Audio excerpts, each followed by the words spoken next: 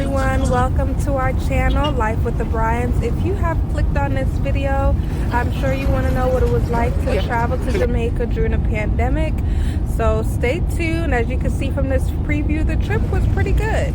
Like and subscribe. Made it. Okay, y'all.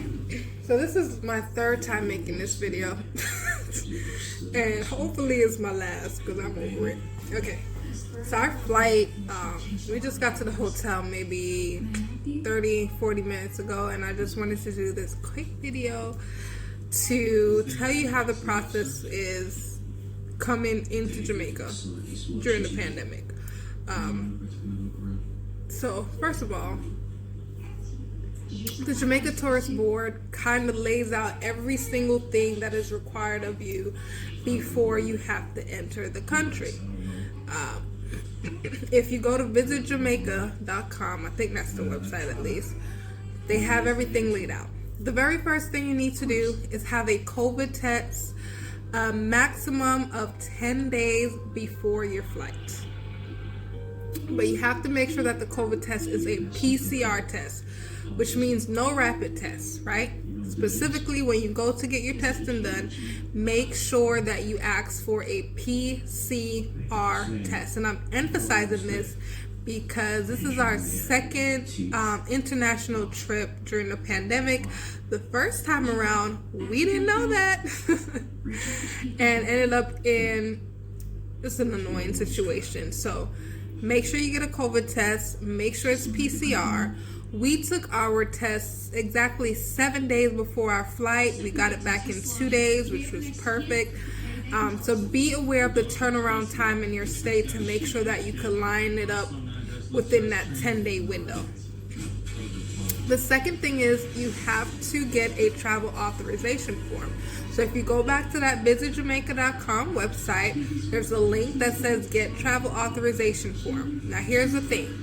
You can't get that travel authorization form more than 5 days before your flight. And I've seen other videos where YouTubers are complaining that the turnaround time took way too long. They had to wait 2-3 days to get it back. Ours came back immediately. It was emailed to us. So we didn't have that problem. We did it about 3 days before our flight.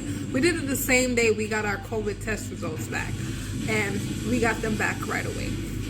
Make sure that whatever name you put on your travel authorization form matches your passport and your COVID test. All the names have to be consistent. So in my case, my passport still has my maiden name on it.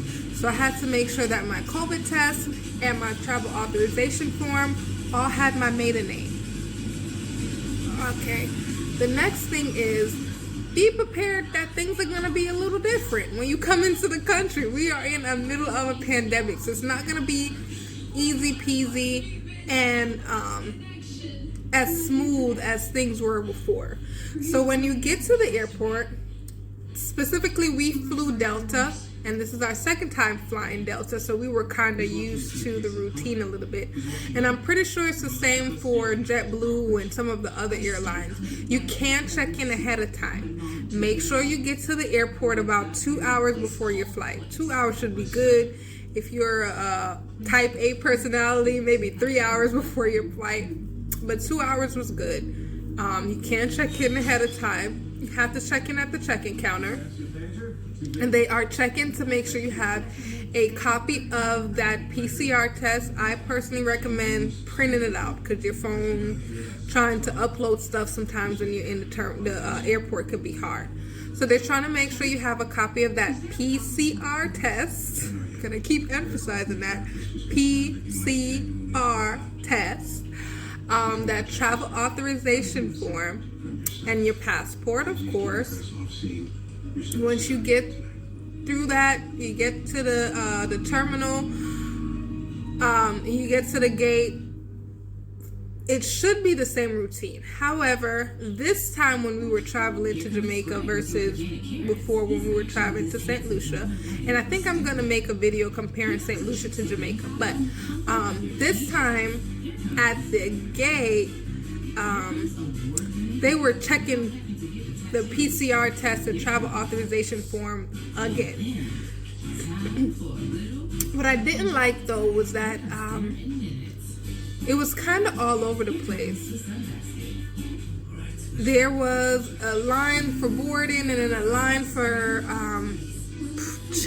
pre-checking in again, checking your documentation, but there was nobody at the end of the line to tell you, okay, if you're boarding, go here, if you're checking in, go here. So it was a little bit of a crowd around the terminal.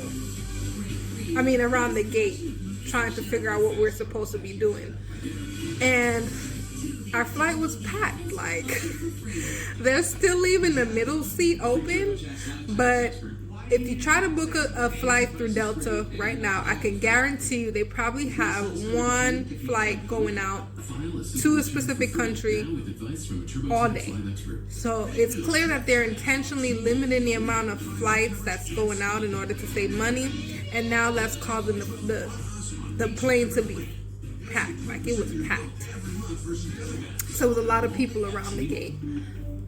Flight was cool, everything was good. We had to fill out an immigration form on the plane, pretty much answering the same questions that we answered online. Same thing, just got to do it again. Once we got through, everything was pretty much the same as it normally is. There was just people with PPEs, people at a table with extra masks, gloves, and stuff to help if you need help. And when we got to immigration, nothing, same as usual. They check your paperwork, they check all your forms, make sure everything's good. The major difference is once you leave and it's time for you to either go get your bags or leave the airport, you have to stop to download an app.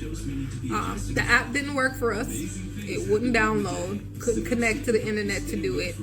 So we had to verify where we're going to be staying and provide them with a way for them to get in contact with us. But once we did that, it was out. I could tell you it was really quick. I saw other videos where people were saying they were standing in line for an hour.